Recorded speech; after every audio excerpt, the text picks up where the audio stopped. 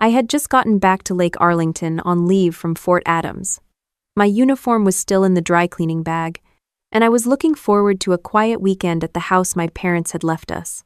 Instead, I walked into a living room staged like a courtroom. My sister, Samantha Doyle, was waiting at the dining table with a stack of papers spread out like evidence. She didn't even say hello. "Sign this or lose everything," she snapped, shoving the papers across the table. Her voice echoed off the high ceilings our dad had always been proud of. I looked at her. She was dressed up like she was meeting a bank officer, navy blazer, new haircut, an expensive-looking watch she definitely hadn't bought herself. She had always been dramatic, but this was next level. "What am I supposedly signing?" I asked. "Transfer of the house," she said without a hint of shame. "It's time to make this official. You're never here. You don't need it. I've been maintaining it for years." I glanced at the papers. Quitclaim deed was typed at the top. Below that were lines for my signature. The date was blank. No lawyer's letterhead, no notary stamp. Just a form downloaded from some legal website. "You've been maintaining it?" I said, keeping my tone flat. "With whose money?" She flinched but kept her chin high. "We're family. It all evens out. You were overseas. I kept the house from falling apart. Anduin." I thought about the automatic payments from my military account, the contractors I'd hired while stationed abroad, the new roof I'd paid for last year. Even the landscaping service came out of my checking account. Samantha's version of maintaining had been unlocking the door for repairmen. She pushed a pen toward me.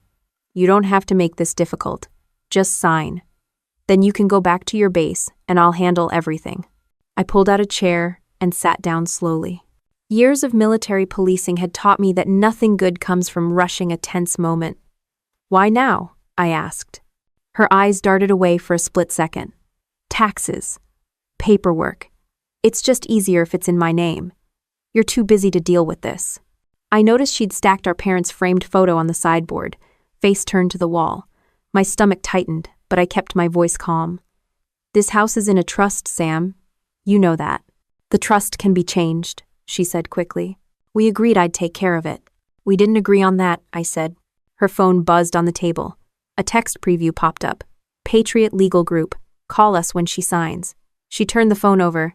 Too late for me not to see it. I stood and walked to the window. Outside, the lawn I paid for looked freshly mowed. A neighbor waved. I waved back. Behind me, Samantha tapped her manicured nails on the table. "Look, Elena, you're military. You move around. I'm the stable one.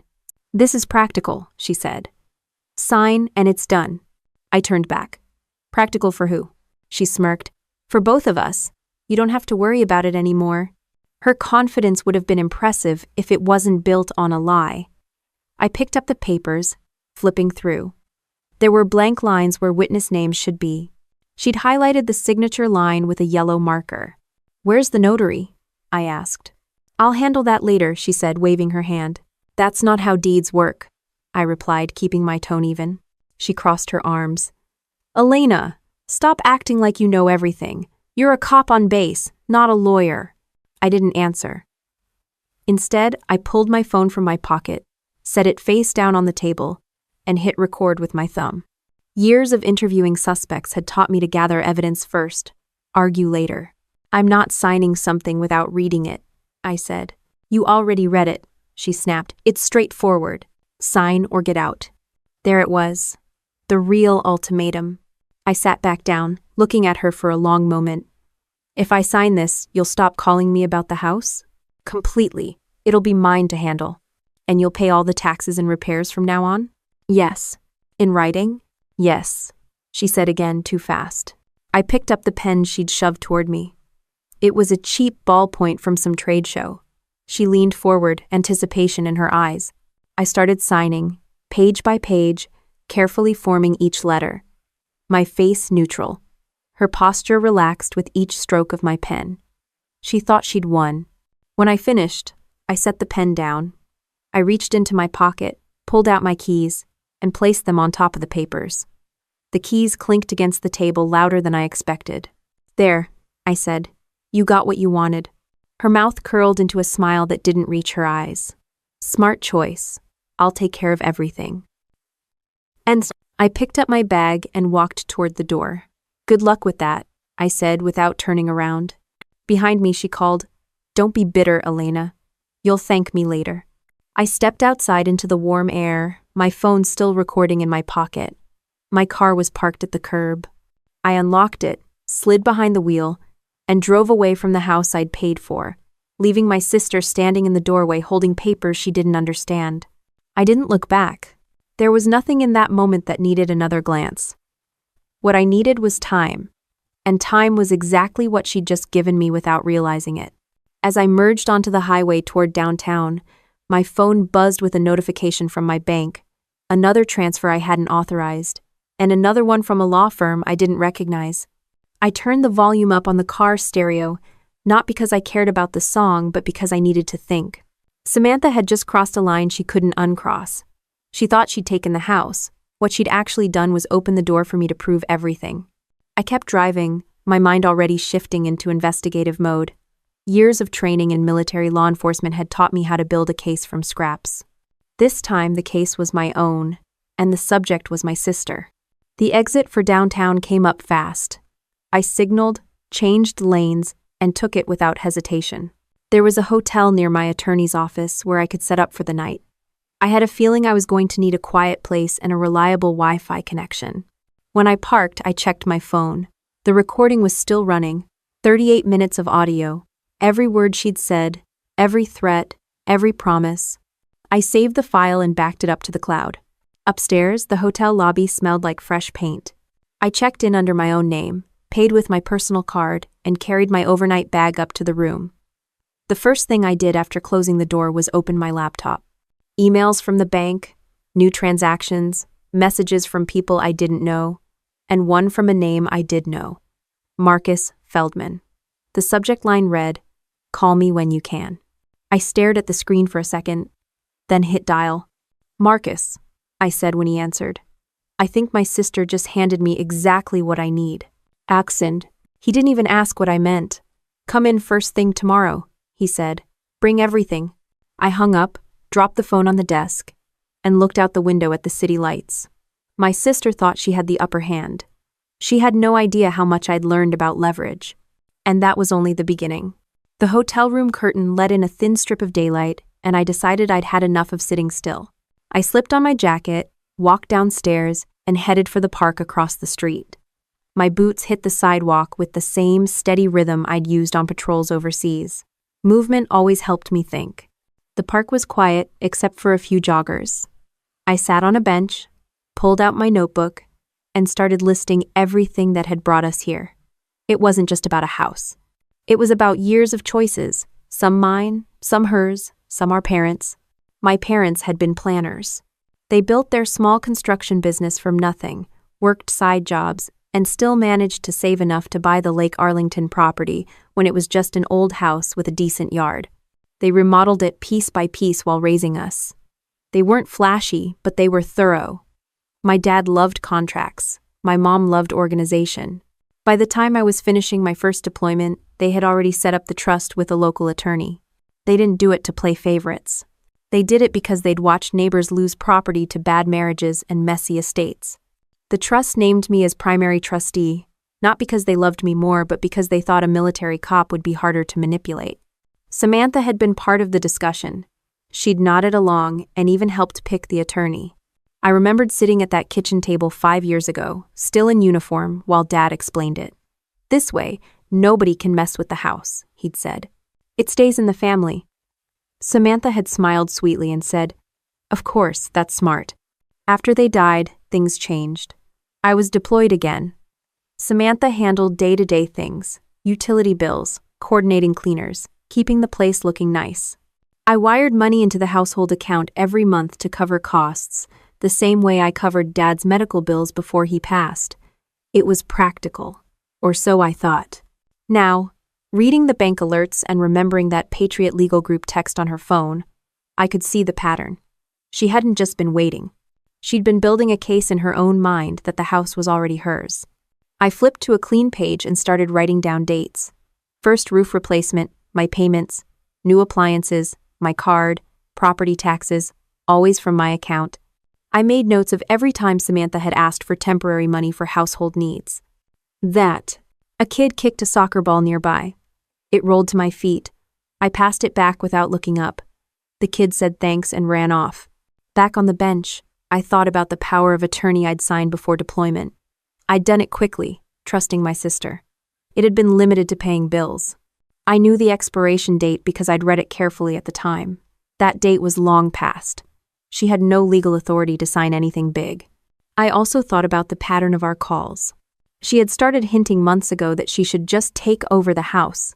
I'd brushed it off, thinking she was venting. My mistake. I tore the page out of the notebook, folded it, and put it in my jacket pocket. The cool paper against my hand reminded me of every case file I'd ever built. This wasn't just a family disagreement anymore. This was evidence. A gust of wind blew through the park, and I zipped up my jacket. My phone buzzed. It was an email from an old friend at the JAG office. I'd sent a message the night before asking for a quick read on trust law. Her reply was short and to the point. If the POA expired, she has zero authority. Document everything. Call me if you need a template for an affidavit. I typed a quick thank you and started walking back to the hotel. Each step felt like I was moving from a haze into clarity. Back in the room, I spread my parents' old trust documents on the desk. I'd brought them from my safe deposit box months ago for routine review. Now they looked like a shield I'd forgotten I had. The language was clear. The property remained in the trust, not in either of our personal names. Only I, as trustee, could authorize transfers. Samantha's signature without my consent meant nothing. I took a photo of each page and uploaded it to a secure folder Marcus had given me access to. He was good at building airtight cases. When I'd first hired him to help with a base housing dispute years ago, he'd impressed me with how fast he found holes in the other side's paperwork. He wasn't flashy. He didn't advertise on bus benches. He just worked. I called him again. Marcus, I'm sending you the trust documents, the expired POA, and screenshots of last night's texts. Got them, he said. Keep everything coming. Don't delete a single message. And don't confront her yet. Let her think she's ahead. I'm Addie. She's already throwing a victory party, I said. Good, he replied. Ego is evidence. I hung up and sat back. The hotel's generic artwork stared down at me. I almost laughed. People pay for motivational posters. All I needed was my sister's arrogance. My phone buzzed again, another alert from the joint account. This time it was a payment to a staging company. She was spending my money to decorate the house for a new chapter. I opened my laptop and logged into the account. Each transaction lined up with her social media posts. Flowers, a designer rug, a thank you Patriot Legal Group dinner at an expensive restaurant. I started a spreadsheet entering amounts, dates, and notes. This was what I did for a living. Build timelines, cross-reference facts, match statements with actions. Only this time, the suspect was my own sister. As the afternoon sun hit the window, I felt a calm focus settle in. The emotional noise was fading. All that remained was process. I picked up the phone and called the JAG office. Can you send me that affidavit template? I asked. On its way, my friend said. And Elena? You're doing everything right. Just keep your cool. I'm fine, I said. And I meant it. When the email arrived, I opened the attachment and read through the language. Straightforward, no fluff. Sworn statement about the trust, the POA expiration, my financial contributions. Exactly what I needed. I printed it in the hotel business center, filled out the first section, and signed. I didn't rush the rest. There would be time tomorrow at Marcus's office to finish with a notary. Back upstairs, I made coffee and sat at the desk again. The smell of cheap hotel brew wasn't homey, but it was familiar. It reminded me of late nights writing reports after long shifts. I opened Samantha's social media. She'd posted a photo of herself on the porch of the mansion, holding a glass of wine I'd bought her last Christmas. The caption read, "Some people talk about taking control. Some people actually do it." Comments were full of her friends cheering. I saved the post. Then I saved the stories. Every video. Every bragging caption. She thought she was building her image. She was actually building my case. Another alert. She'd booked a photographer for branding photos at the house. Paid with the joint account. I noted the date and time. I closed the laptop and leaned back. The room was quiet except for the hum of the air conditioner. It wasn't peace exactly, but it was clarity. My parents had built that house to last. They'd built their paperwork to last too. Samantha's plan rested on the hope that I'd either give up or blow up. She didn't know me as well as she thought. I poured another cup of coffee, opened a new document, and started drafting a timeline. Each entry a nail in the coffin of her claim. This wasn't about revenge for me. It was about protecting what my parents had built and what I had paid for. If the process embarrassed her, that was her problem. The phone buzzed one more time. This time, it was Marcus. Got your files. This is stronger than I expected. Be here at 8 a.m. We'll set the trap legally. I typed back one word. Understood. Then I saved my work, locked the laptop, and looked at the stack of papers on the desk. Everything I needed was right there, and it was only getting clearer with each step. The morning alarm went off at 6, but I was already awake, sitting at the small hotel desk with a cup of bad coffee and my laptop open. I'd lined up my documents in neat digital folders. My boots were polished, my hair tied back, and my phone was set to record automatically whenever I took a call. It was the kind of routine I'd used on deployments, no wasted movement, no lost evidence. Before heading to Marcus's office, I stopped by a branch of Riverstone Bank. The clerk recognized me from previous visits. "Morning, Captain Brooks," she said. I handed her my ID and asked for a printout of every transaction on the household account for the last 6 months. She hesitated at first, then brought me a thick stack of papers. I thanked her, slid them into a folder, and walked out. In the parking lot, I flipped through the pages. There were charges from a real estate appraiser, a home staging company, and Patriot Legal Group, 3 separate retainer payments spaced a few weeks apart. My name wasn't on any of the invoices. Samantha had been using my money to build a case against me. Back in my car, I opened the bank app on my phone. The household account showed a balance lower than I'd expected. Another charge had just hit, a consultation fee for estate restructuring. I screenshotted everything. At Marcus's office, his assistant handed me a fresh legal pad and pointed me toward the conference room. Marcus came in wearing the same gray suit he'd worn when he helped me with a base housing dispute 2 years earlier.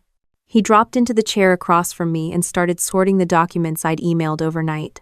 "You weren't kidding," he said. "This is sloppy but dangerous. She's trying to use expired authority to shift property out of a trust. That's fraud on paper." "I know," I said. "I just need to make sure we do this by the book." He nodded. "We will. But first, tell me everything in order." I walked him through the past week. The ultimatum at the house, the fake deed, the text from Patriot Legal Group. He listened without interrupting, scribbling notes. When I finished, he flipped back to the first page of the trust documents and tapped his pen. "This is airtight," he said. "Your parents set this up correctly. As long as you haven't commingled funds for the mortgage, the property stays separate. Have you?" "No. Mortgage payments, taxes, repairs, all from my business or personal accounts. Household expenses from the joint account, but nothing tied to the deed." "Good," he said. "That keeps the firewall intact." He pulled out his phone and dialed a number. "Fiona, can you check whether Patriot Legal Group filed any preliminary notices on the Lake Arlington property?" He listened, jotted something, and hung up. "Nothing filed yet," he said to me. "She's still in the planning stage." I took out the expired power of attorney. Marcus examined it and whistled softly. "Expired last year. She had no authority to sign anything major after that date. This alone blows her claim apart." I passed him the bank statements. He flipped through them quickly. "She's been paying appraisers and lawyers with your money. That's misappropriation." "Can we prove it?" I asked. "We already can," he said. "Each payment is tied to your account number. Each invoice shows her name, not yours. This is exactly the kind of evidence judges like because it's simple." I sat back. The calm I'd felt the day before returned. Years of writing reports had taught me to value clean evidence over drama. Marcus leaned forward. "Here's what we're going to do. You're not going to confront her. You're going to document every transaction, every message, every post. We'll prepare an injunction to freeze any attempted transfer. When she tries to file something, the court will already have your affidavit." "Got it," I said. He scribbled on his legal pad. "Also, start logging your own contributions to the property. Dates, amounts, contractors. Treat it like an investigation. Think like a military cop. That's the easy part, I said. We spent another hour building a timeline. By the time we finished, Marcus had 3 folders: trust documents, financial evidence, and social media. He slid them into his briefcase. I'll draft the motion tonight, he said. Meanwhile, keep collecting. As I left his office, my phone buzzed. It was a text from a JAG friend. Sent you that case law we talked about. Check your email. I opened the attachment while waiting for the elevator. It summarized a recent ruling where a sibling tried to use expired authority to take property from a trust. The court had not only reversed the transfer but also awarded damages. I saved it to my folder. Outside, the sky was bright and clear. I walked to a nearby cafe, ordered black coffee, and sat by the window. My phone buzzed again, this time a notification from Samantha's Instagram. She'd posted a story of herself walking through the house with a real estate agent. The caption read, "Big plans coming soon." I muted the sound, recorded the screen, and saved the clip. Back at the hotel, I opened my laptop and started another spreadsheet. Column A, date. Column B, transaction or post. Column C, evidence saved. It looked like the case files I'd built as a military police investigator, except the suspect was family. While I typed, I remembered the last real conversation I'd had with Samantha before our parents' funeral. She'd said she envied me for having a plan while she felt stuck. I'd told her she could still make something of herself. She'd rolled her eyes. That was the moment I realized we lived in 2 different worlds. My phone rang. Marcus again. "One more thing," he said. "Don't stay at the hotel under your joint account. Pay everything from your own card." "I already am," I said. "Good. And Elena? Keep your sense of humor. Judges like credible plaintiffs, not angry ones." I laughed once. "I've been dealing with rowdy soldiers for years. I can handle one, sister." We hung up. I opened Samantha's Facebook page. She'd posted a photo of a moving truck in the driveway with the caption, "Fresh start." I saved that too. I set my phone to record automatically whenever her name appeared on caller ID. Missouri was a one-party consent state. Marcus had confirmed it. Everything above board. The hotel desk was now covered with papers, each labeled and clipped. Bank statements, trust documents, screenshots of social media. It looked like an evidence board without the pushpins. I took a break, went for a quick run along the river trail, and came back with a clearer head. When I returned, another notification waited on my phone. Patriot Legal Group had emailed Samantha a draft management agreement for the mansion. She'd accidentally forwarded it to the household email, which I still had access to. I opened it and read every line. It claimed she was the sole beneficial owner of the property, an outright false statement. I printed the email in the hotel business center and added it to the file. The stack was getting thicker. That evening, I called my JAG friend again. "Got your email," I said. "It's helpful." "Good," she replied. "And Elena, remember, you don't need to outsmart her. Just document her." "Understood," I said. I hung up and sat back at the desk. The room was silent except for the hum of the air conditioner. My phone lay face down, recording as always. On the screen, the spreadsheet now filled several pages. Dates, transactions, posts, invoices. A complete picture of what Samantha had been doing. Each entry was another brick in a wall she wouldn't be able to climb. I poured another cup of coffee and stared at the trust documents one more time. The language hadn't changed since my parents signed it. Neither had my duty to protect it. Samantha thought she was taking control. She didn't realize she'd already lost it. I closed the laptop, locked the files, and leaned back. The evidence was building faster than she could stage her victory, and I was just getting started. I left the hotel just after dawn, the folder of documents tucked under my arm, and headed straight for the small cafe across from the courthouse. It was one of those places where the tables were always sticky, but the Wi-Fi never failed. I ordered black coffee, sat by the window, and opened my laptop. The first thing I did was log into the Riverstone bank account again. Overnight, Samantha had authorized another withdrawal $2,000 to a company called Arlington Staging and Design. She was literally decorating a crime scene with my money.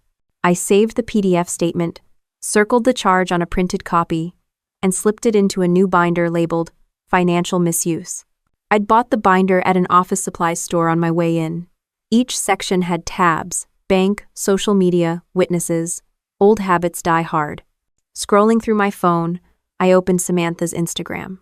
She had posted 3 new photos: a shiny dining table set with rented plates, floral arrangements I recognized from a local shop, and a caption that read, "Fresh start feels amazing." In the background of one photo, I spotted our mother's silver serving tray. That wasn't hers to flaunt. I downloaded the image, printed it, and slid it under the tab marked "Stolen Property." A man 2 tables over gave me a curious glance as my printer hummed. I didn't care. Evidence first, impressions later. At 10 o'clock, I drove to Marcus's office. He was already waiting. Legal pad open, tie loose. He motioned for me to sit. "Let's see what we've got today." I laid out the binder. Bank statements, screenshots, social posts, invoices. He flipped through them, nodding as he read. "This is textbook," he said. "She's leaving a trail a mile wide. If she were a client, I'd tell her to shut down every account and stop posting. But since she's on the other side," he smirked. "Ego is evidence," I reminded him. He chuckled. "Exactly." We went through each document line by line.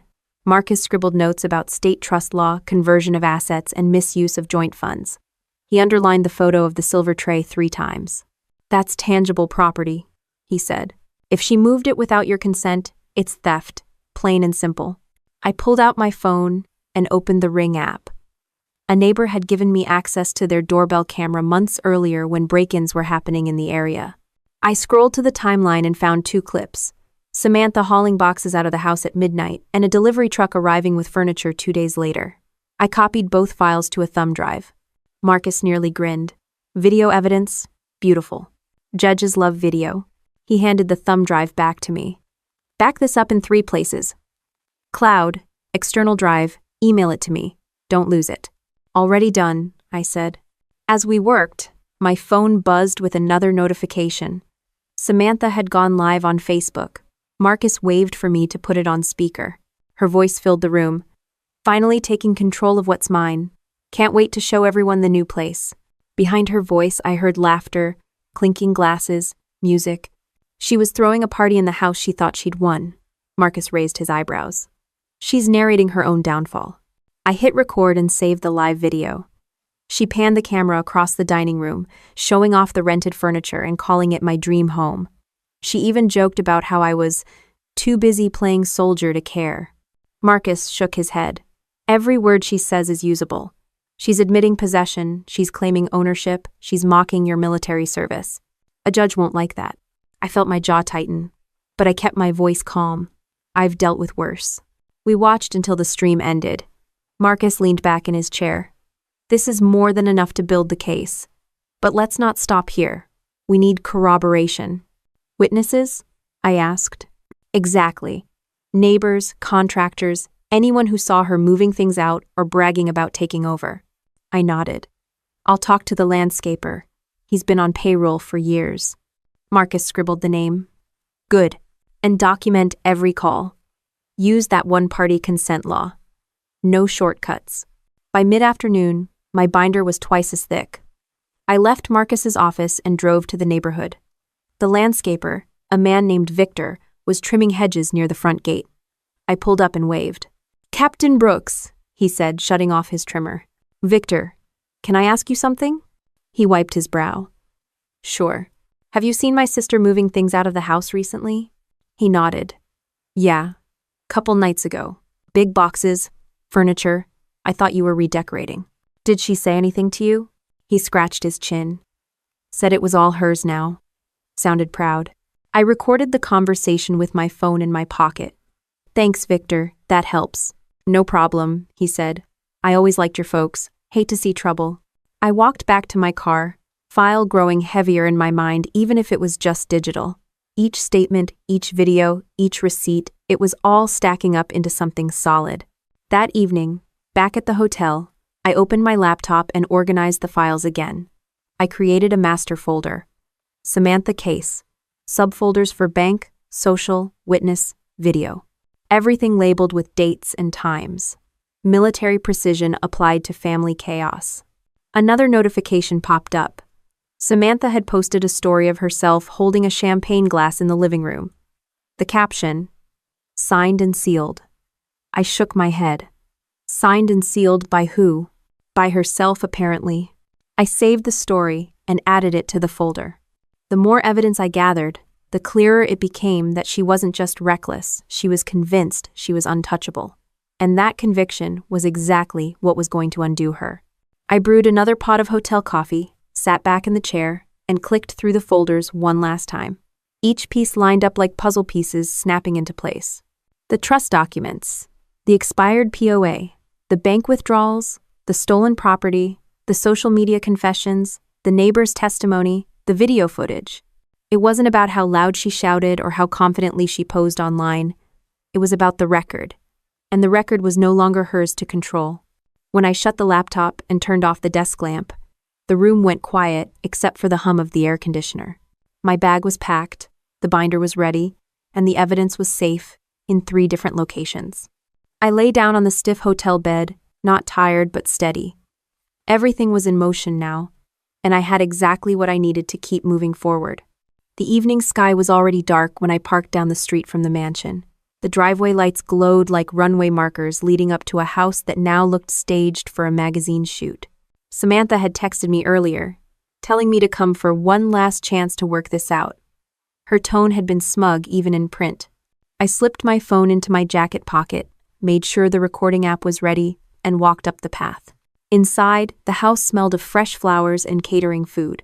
The living room was rearranged with rented furniture, and our parents' family portraits had been stacked in a corner, replaced by generic art prints. The silver tray I'd spotted on Instagram sat on the sideboard holding glasses of champagne. Samantha appeared from the kitchen wearing a dress I hadn't seen before, her hair professionally styled. "Look who finally decided to show up," she said, her voice coated with fake warmth. I took a seat at the dining table without answering. The table was set with matching plates, candles, and an expensive-looking centerpiece. This was no family dinner, it was a performance. She poured herself wine and leaned on the chair opposite me. "I'm glad you're here. We can end this nicely." "End what exactly?" I asked. "The back and forth, the tension, all of it. I've already got the papers drawn up. You sign them tonight and it's done. No more drama." She slid a fresh stack of papers across the table. These ones looked more official, Patriot Legal Group letterhead, signature blocks, a blank notary stamp at the bottom. "You've been busy," I said, flipping through them slowly. "I have to be," she replied. "You're not around. Someone has to take responsibility." Her phone buzzed, and she glanced at it with a small smile. I caught a glimpse of a text preview. "Everything set for tomorrow's announcement." She locked the screen quickly and sipped her wine. "I don't like being pressured," I said. She put the glass down and fixed me with a look she used to give when we were kids and she thought she'd won an argument. "Elena, don't make this harder than it has to be. Sign tonight and you'll be free of it all. You can focus on your job. You know you don't really want this house." I stared at her for a moment. "If I sign, this is completely over?" "Completely," she said, smiling. "I'll handle everything from here. And you'll cover the taxes, the repairs, all expenses?" "Yes." "End of time. In writing?" "Yes," she said again. I set the papers down and reached into my bag for a pen. Her eyes lit up. "Good," she said. "This is the smart move." I opened the pen and began signing each page with deliberate care. My phone, hidden under the edge of the tablecloth, recorded every word. She poured more wine, her voice relaxing as she chatted about renovations, rental income, new opportunities. Halfway through, she pulled out her own phone and started taking selfies with the papers, holding them up like a trophy. "Just a little documentation for my lawyer," she said with a laugh. I kept my face neutral. Years of interrogations had taught me how to hide my reactions. Page after page, I signed where she'd highlighted, never rushing, never hesitating. When I finished, I capped the pen and pushed the papers back to her. "There," I said, "all signed." She scooped them up with a grin. "I knew you'd see reason. This is going to make everything so much easier." I reached into my pocket, pulled out the house keys, and placed them on the table just like before. They made a soft clink on the polished wood. "You really are doing the right thing," she said, her voice sliding into faux sympathy. You'll thank me someday. I stood up, pushing the chair back quietly. Enjoy your dinner, I said. She raised her glass. To new beginnings. I turned and walked toward the door, taking in the staged living room one last time. The rented sofa, the flowers, the borrowed art. It all looked like a set waiting for a show to start.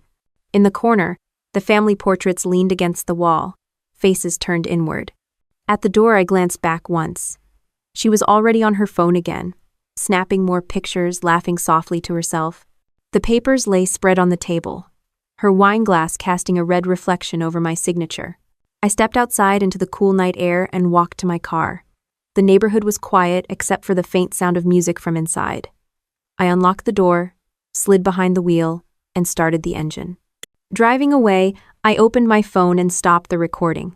42 minutes of audio. Her promises, her threats, her admissions, all neatly captured. I saved the file to the cloud and emailed a copy to Marcus. The road back to the hotel was empty. Streetlights flickered on, casting long shadows across the pavement. I kept my eyes on the road, my mind on the next step. My training had drilled it into me.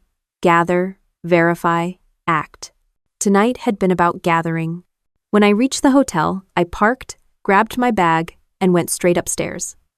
The room smelled of stale coffee and printer ink. I spread the new papers across the desk and photographed each page. The letterhead, the signature blocks, the blank notary stamp, all of it went into a new folder marked Dinner Signing. I played back the audio on my phone, listening carefully. Her tone, her phrasing, the way she said mine when referring to the house, all perfect for the affidavit.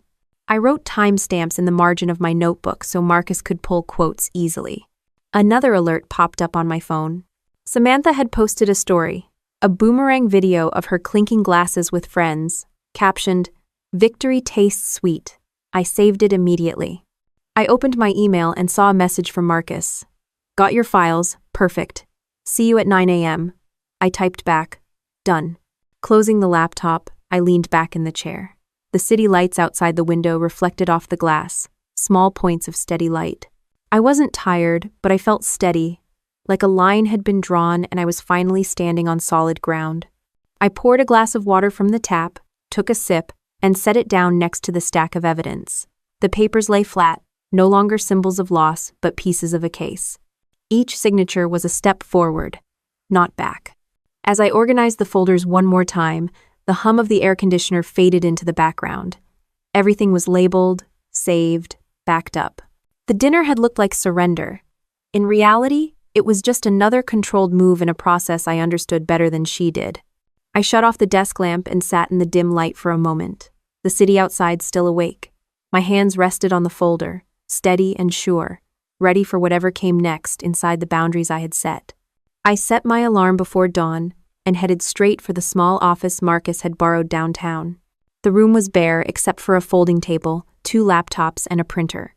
He was already there in a dark suit, sipping coffee like it was his fuel source. Without a word, I handed him the thumb drive. He plugged it in, headphones on, scrolling through the files I'd captured from the dinner. Perfect, he said, tapping a timestamp. She's practically narrating her own motives. I moved to the window and opened the blinds. Below, commuters hustled into the subway, oblivious to the quiet war happening a few stories above. My phone buzzed with another alert. Samantha had posted again. Marcus tilted his screen toward me. She's live streaming now. I leaned over. The feed showed her in our parents' dining room, now transformed into a victory stage. The signed papers sat spread out like trophies. She'd even placed a framed photo of herself and our parents at the head of the table, as if rewriting history. "Morning, everyone," she said to her followers, her tone sugary. "Big news. After years of being tied down, I'm finally free to manage the family estate the way it should have been from the start." She panned the camera around the room, showing the champagne bottles, the hired photographer, even the catering trays still stacked on the counter. In the corner, a man I didn't recognize was setting up a tripod. Marcus shook his head. "She's broadcasting chain of custody violations in real time. Debt." On screen, Samantha laughed. "I told her it was inevitable. She signed last night every page. Now we can finally move forward with my plans for this mansion."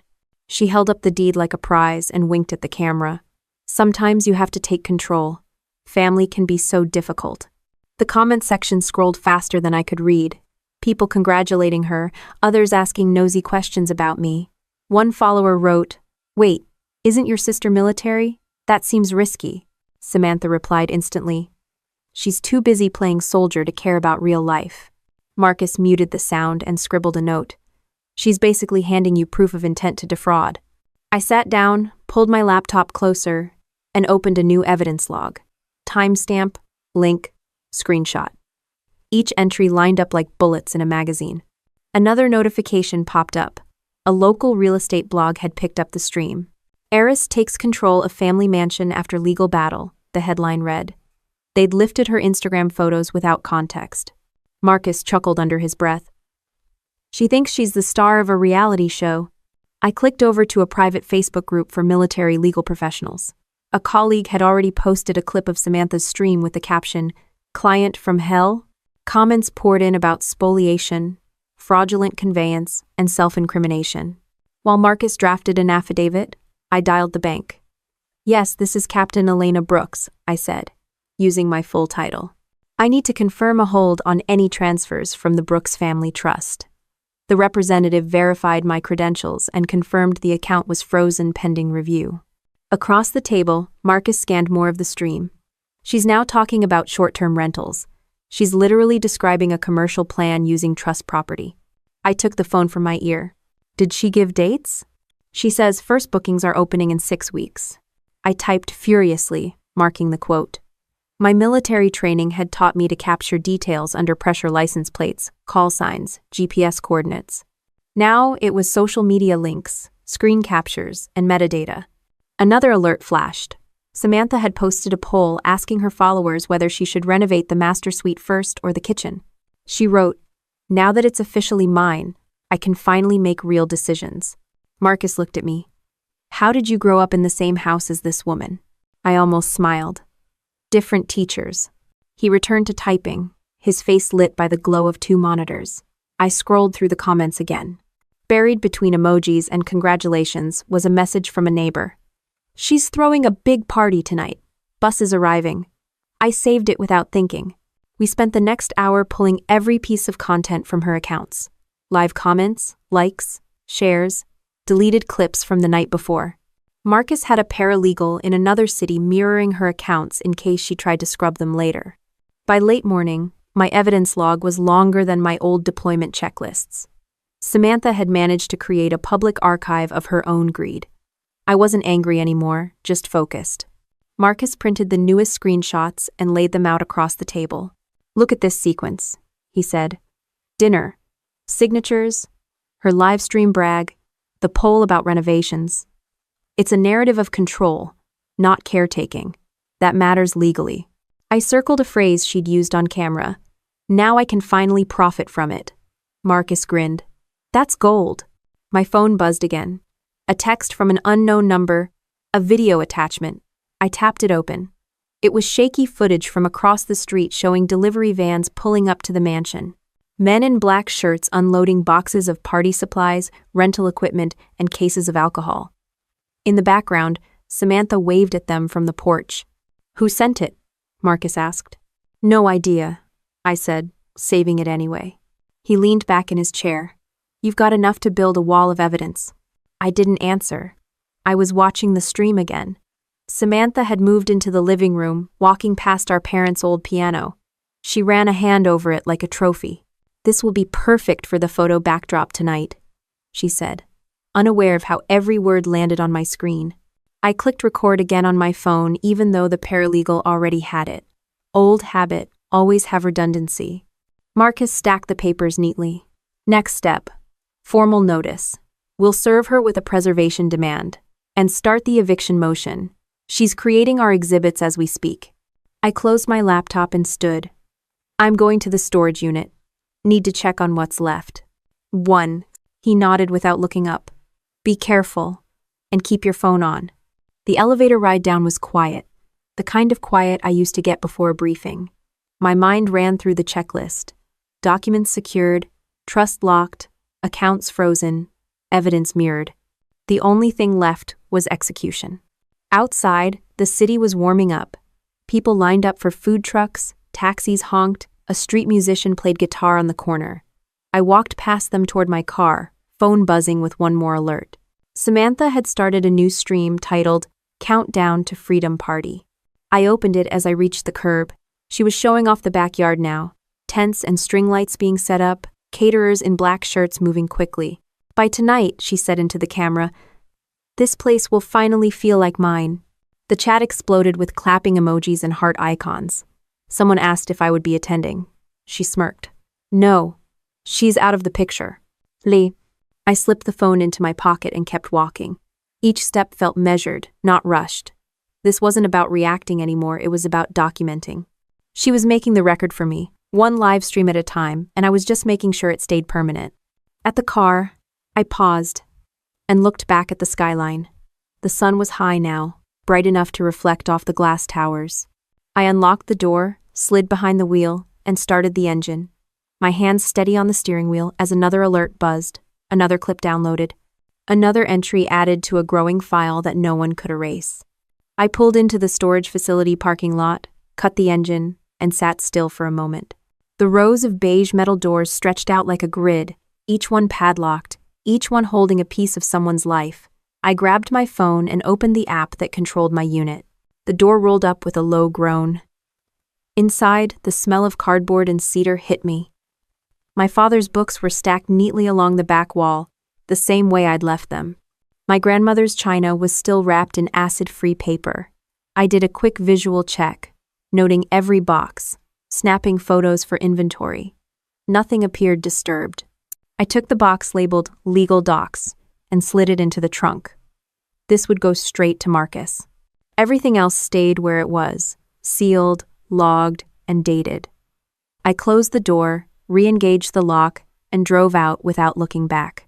20 minutes later, I was in Marcus's office again, spreading the contents of the box across the conference table. He'd called in a favor from a JAG officer he knew, Captain Lewis, a tall man with a clipped accent and a folder full of statutes. He shook my hand firmly. Captain Brooks, thank you for your service, Marcus briefed me. You're in good shape legally. Marcus gestured to the papers. We're going to lay out the timeline.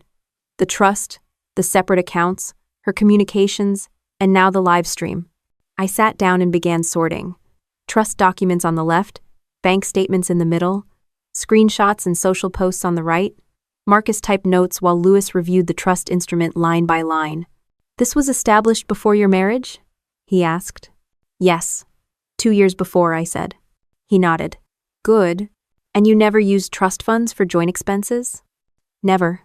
Even better. Marcus turned his laptop to me. I'm drafting the preservation notice now.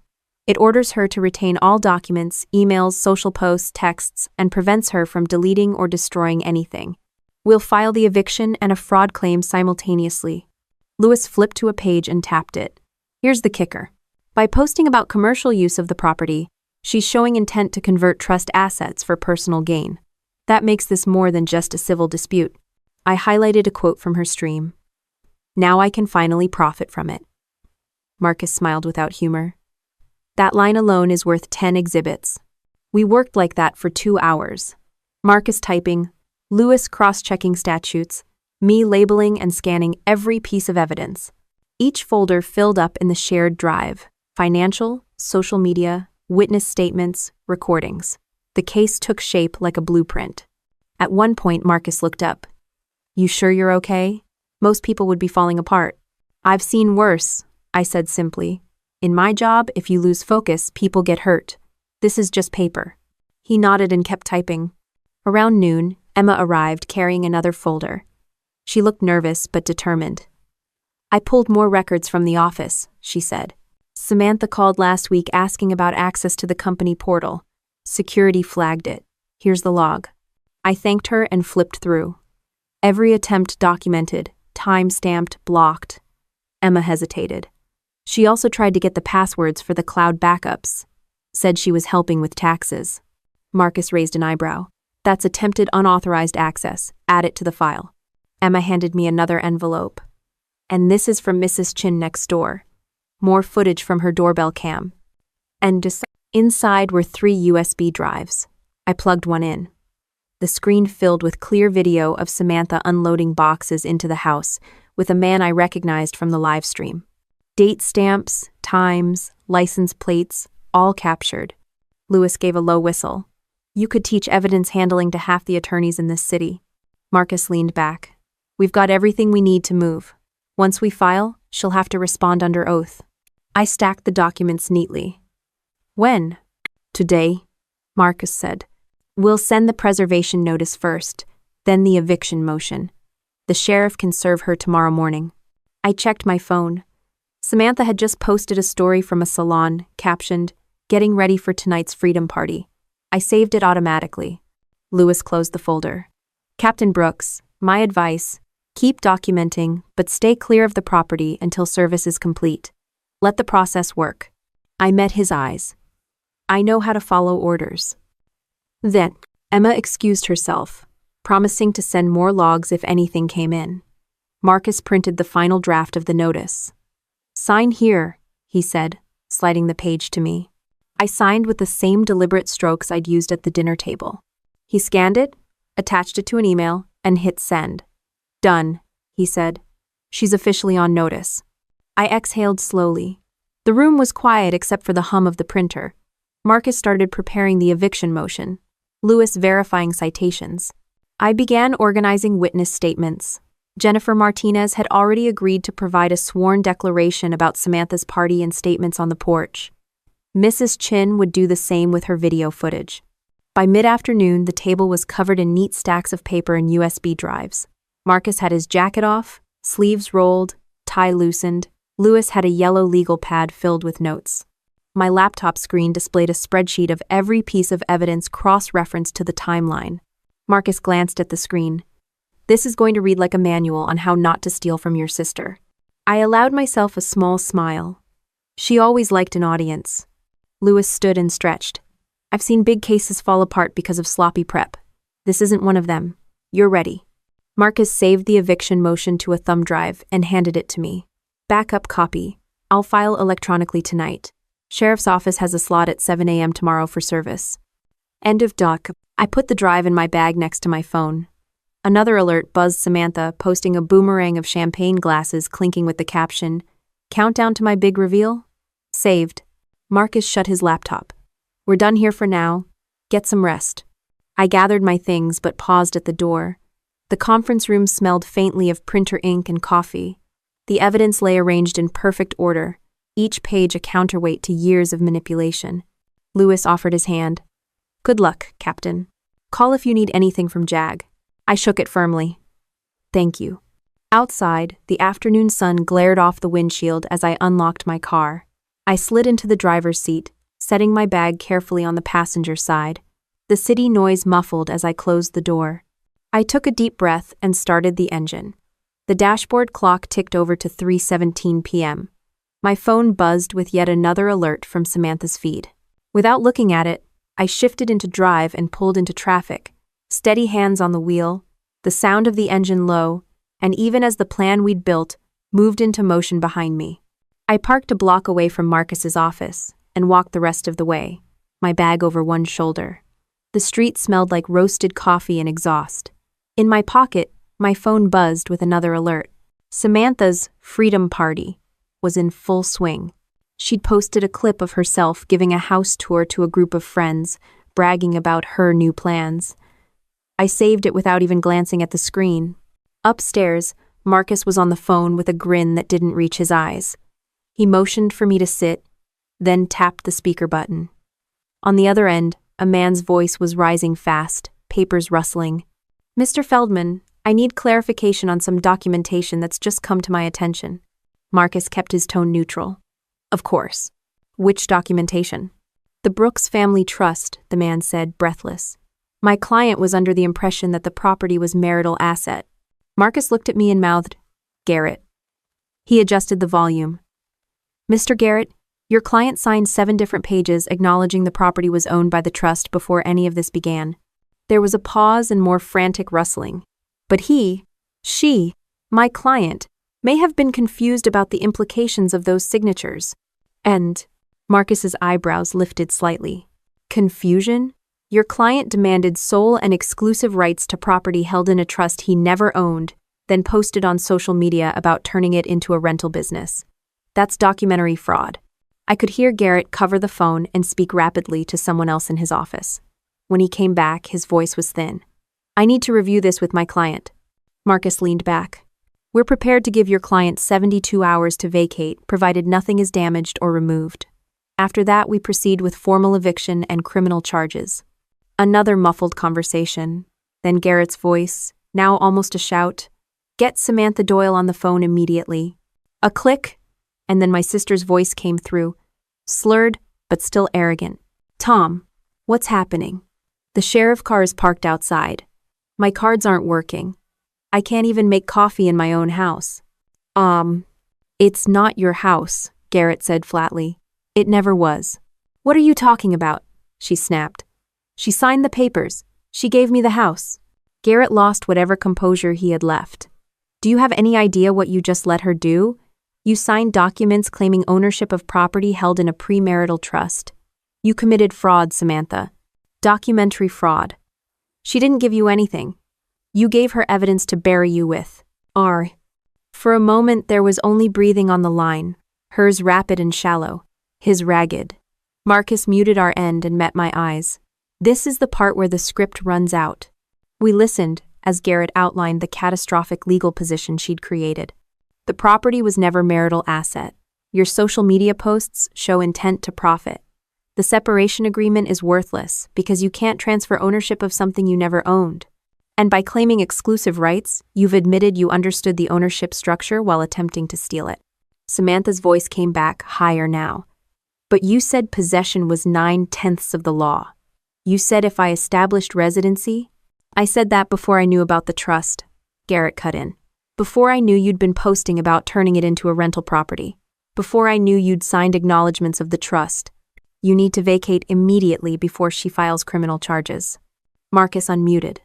Mr. Garrett, the sheriff's office is already briefed. Deputy Martinez will serve the notice at 7 a.m. tomorrow. Your client has 72 hours to remove personal belongings. Anything purchased with trust funds stays. Garrett's voice cracked. We'll comply. In the background, I could hear Samantha shouting about squatters' rights and family equity to no one in particular. Marcus ended the call calmly, closed his laptop, and exhaled. That was about as clean as it gets. I stayed quiet, listening to the faint sound of traffic outside. The building across the street glowed in the late afternoon Sunday. Marcus poured 2 coffees from a carafe and handed me one. You okay? He asked. I'm fine. I took a sip. It was bitter but steadying. She's going to spin this as long as she can. She can spin all she wants, Marcus said. Her lawyer just went from offense to triage. My phone buzzed again. Jennifer Martinez, my neighbor. A photo of the driveway. A tow truck hooking up Samantha's leased SUV. She'd captioned it, "This is wild." I saved it automatically. Marcus glanced at the photo. Financial dominoes. Another alert. The country club had suspended her membership pending payment of overdue fees. Another. Her gym access card declined. Each one a small cut to an image she'd spent years constructing. I stood and walked to the window. Below, people were leaving work, carrying laptops and coffee cups, unaware of the implosion happening a few miles away. What now? I asked. Now we let the sheriff do his job, Marcus said. She'll get formal notice in the morning. You don't need to be there. I nodded, still looking out at the street. A delivery truck stopped at the curb. 2 men unloaded boxes, laughing. Normal life kept moving while mine felt like a case file. Marcus tapped his pen against the desk. You did everything right. You documented. You stayed calm. You stayed legal. That's why this is working. I turned back to him. It's still surreal. He gave a small smile. It usually is when someone's mask comes off. My phone buzzed yet again. Samantha had posted a story of herself pacing the mansion, hair messy now, shouting at someone off camera. She'd captioned it, "Legal harassment won't stop me." I saved it. Marcus looked at the screen. She's still generating evidence. I sat back down, opened my laptop, and added the new screenshots to the timeline. Each entry lined up neatly. Demand, signature, live stream, poll, party, financial collapse, lawyer, panic. It was no longer just a story. It was a record. The office door opened and Lewis stepped in, carrying a manila envelope. Sheriff's Department confirmed service window. They're ready. Marcus took the envelope and nodded. Good. We're set. Lewis gave me a quick nod. Captain Brooks. Captain, I replied. He left as quietly as he came. Marcus closed the envelope and slid it into his briefcase. Go home, he said. Rest. This part's handled. I zipped my bag, but didn't move right away. The room felt like a command post after a mission brief, maps folded, radio silent, everyone waiting for the next move without saying it. I took another sip of coffee, letting the bitterness clear my head. Finally, I stood. Thanks, Marcus. He waved it off. You did the heavy lifting. I just pushed paper. Outside, the evening air was cooler. I walked to my car slowly, phone buzzing in my hand. Another notification, another clip, another entry to add to the file. I unlocked the door, placed the bag on the passenger seat, and started the engine. The sky had shifted to orange and gray. Traffic lights blinked in steady cycles. I merged into the flow, steady hands on the wheel, feeling the weight of the evidence in the seat beside me like a solid object. The road stretched ahead, unremarkable, the city moving at its usual pace, while a house full of borrowed luxuries and loud promises began to implode on itself miles away. The next morning started with the sharp ring of my work phone. Marcus's voice was steady but quick. Everything's in motion. The sheriff served the papers at 7 sharp. Thought you'd want to know. I was already dressed and lacing my boots, habit from years of morning PT. How did she take it? I asked.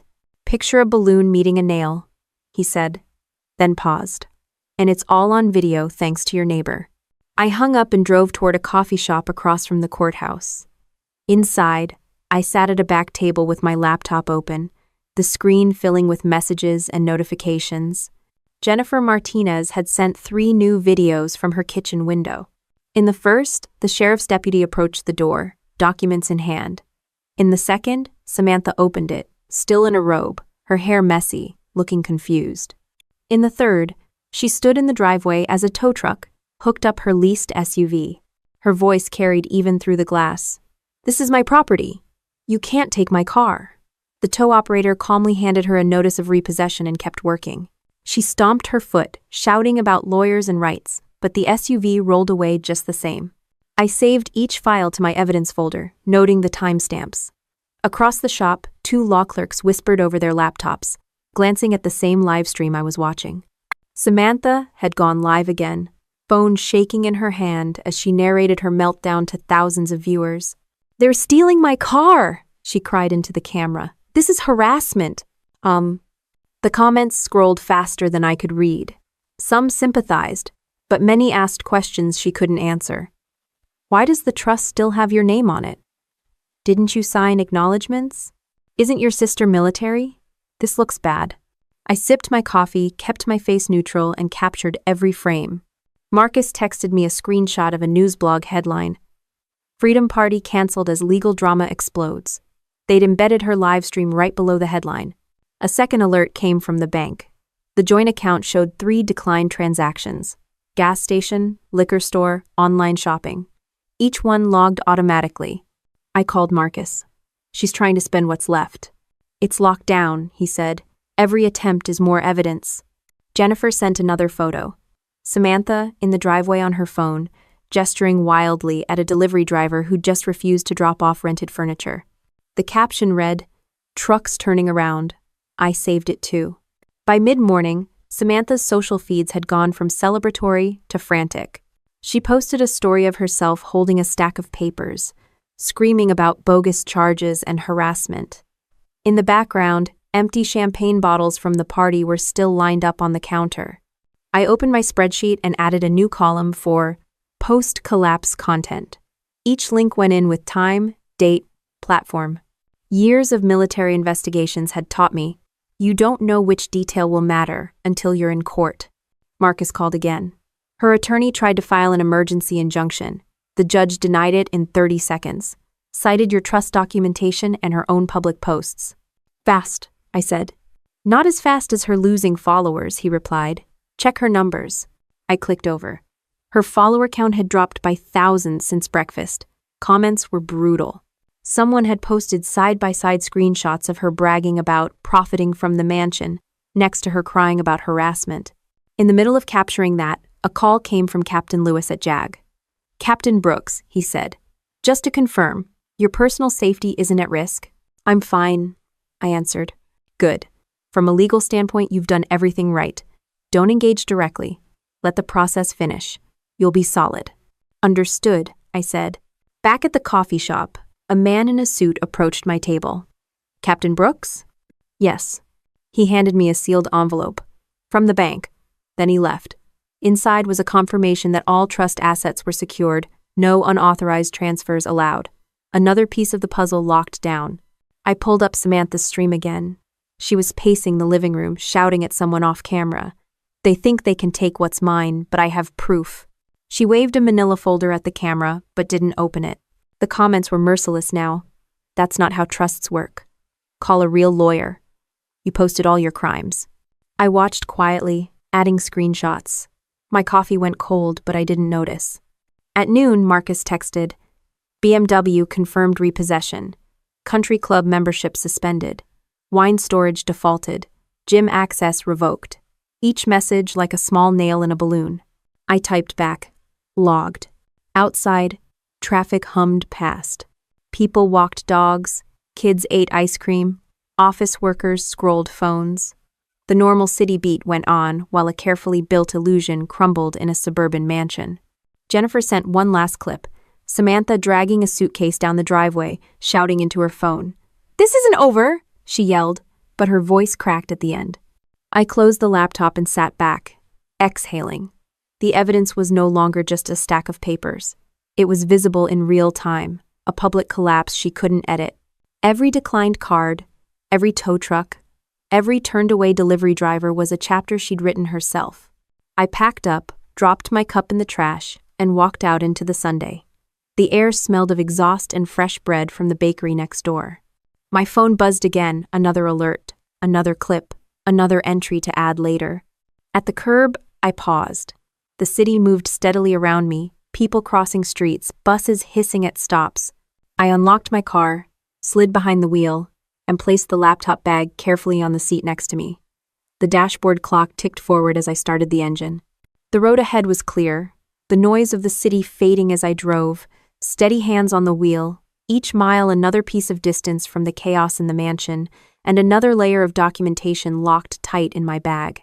The morning air was cool and sharp when I pulled into a side street near the mansion. The neighborhood was quiet except for the low rumble of a diesel engine somewhere ahead. I stepped out of my car and walked toward Mrs. Chin's porch, where she was already sitting with her tablet open.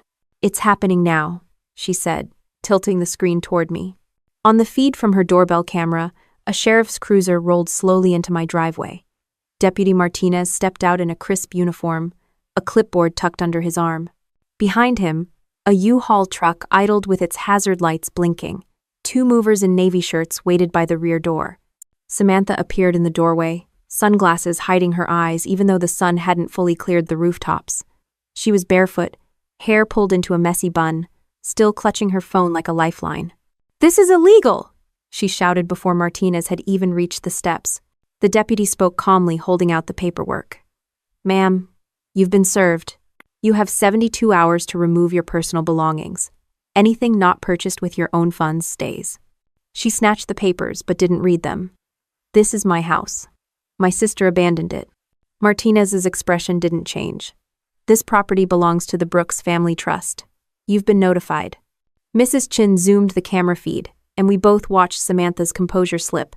Her voice cracked as she gestured at the movers. "Don't touch anything. I'll sue all of you." End of quote. The movers waited silently. Martinez pointed to the U-Haul. "We're here to make sure you get your belongings out safely. Let's start with what's yours." Samantha spun on her heel and disappeared inside. Moments later, she returned dragging a suitcase, the same one from Jennifer's earlier photo. She dropped it on the porch, glaring at the movers. "Be careful. Everything in there is expensive." They loaded it without a word. Next came boxes of clothes, stacks of self-help books, a treadmill she insisted was hers. One mover checked a list on his clipboard, showing her the receipt for each item. Anything purchased with trust funds stayed behind. I watched as she tried to claim the Peloton bike. Martinez stepped closer, his voice firm but even. "Ma'am, that item was purchased with the company card. It stays." "That's ridiculous," she snapped. "I used it more than anyone." Martinez didn't argue. He simply marked it on the list. The movers rolled it back inside.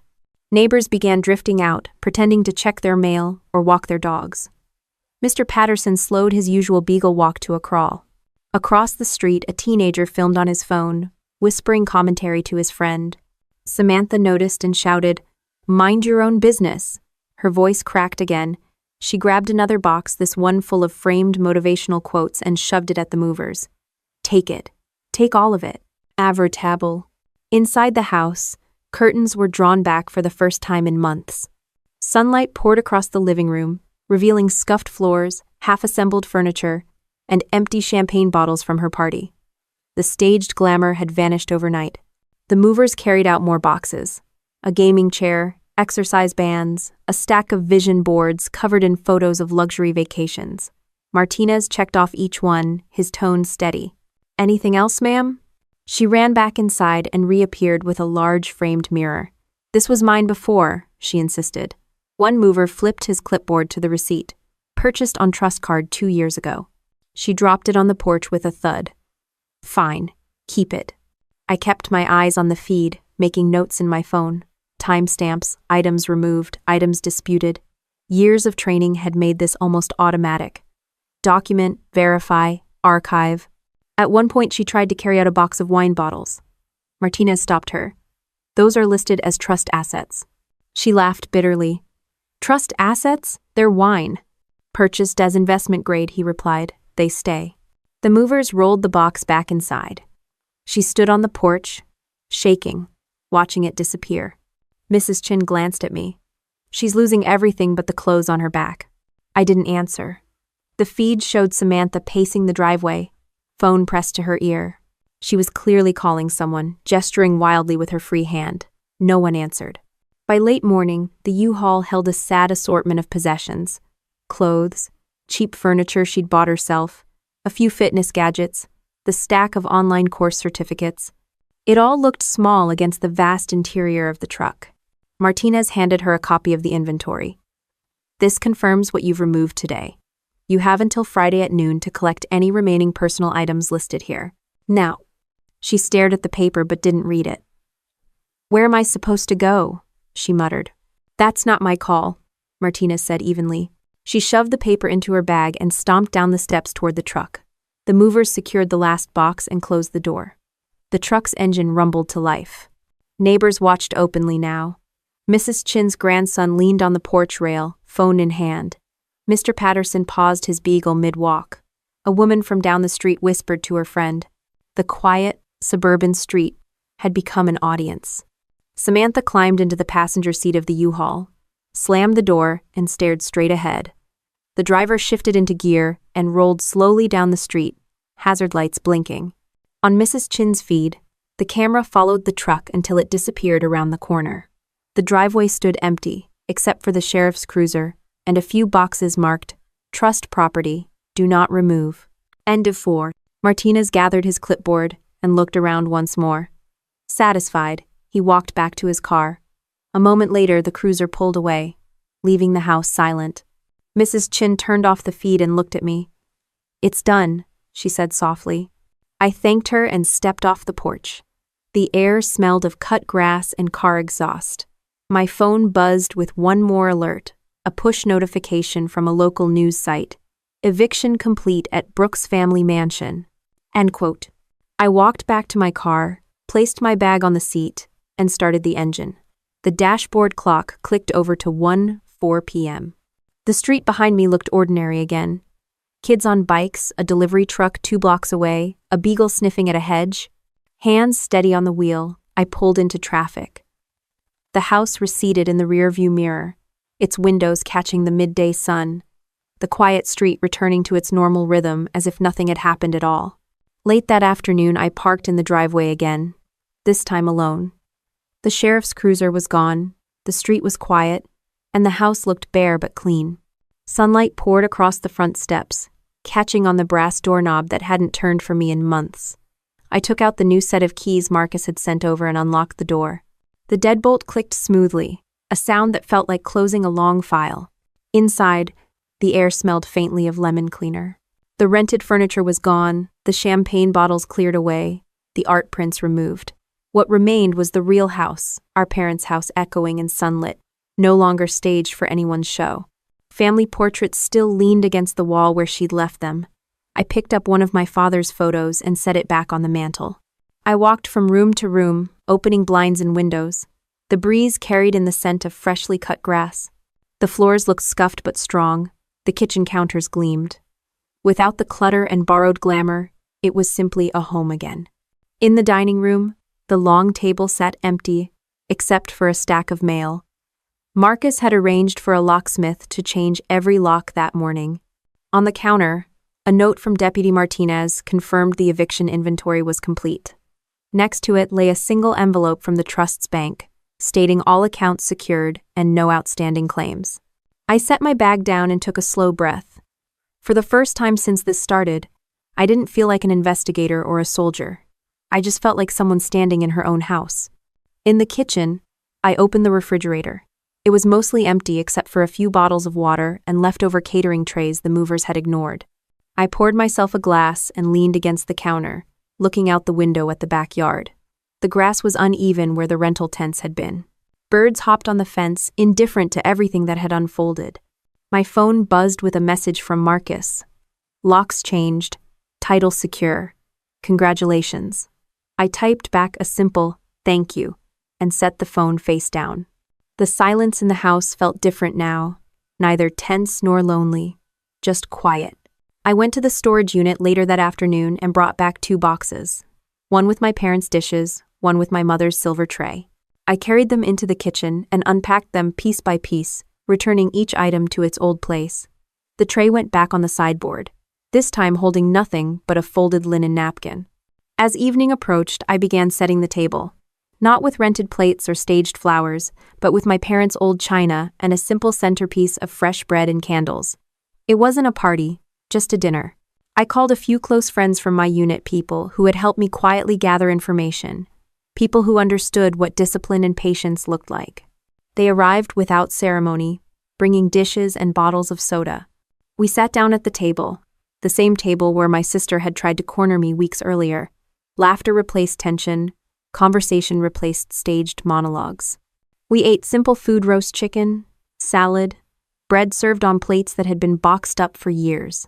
At one point, Jennifer Martinez stopped by with her grandson, dropping off a small cake. "Welcome home," she said shyly. I invited her to stay for a slice. She told a few stories about my parents I'd never heard. The room filled with low voices and the clink of forks on china. When the meal wound down, I stood and thanked everyone for helping me keep my footing. No speeches, no fanfare. Just a nod to the people who had made sure the truth stood up under its own weight. Later, after the dishes were cleared, I sat alone at the table for a moment. Candlelight flickered against the walls. The house felt full but not crowded, alive but not staged.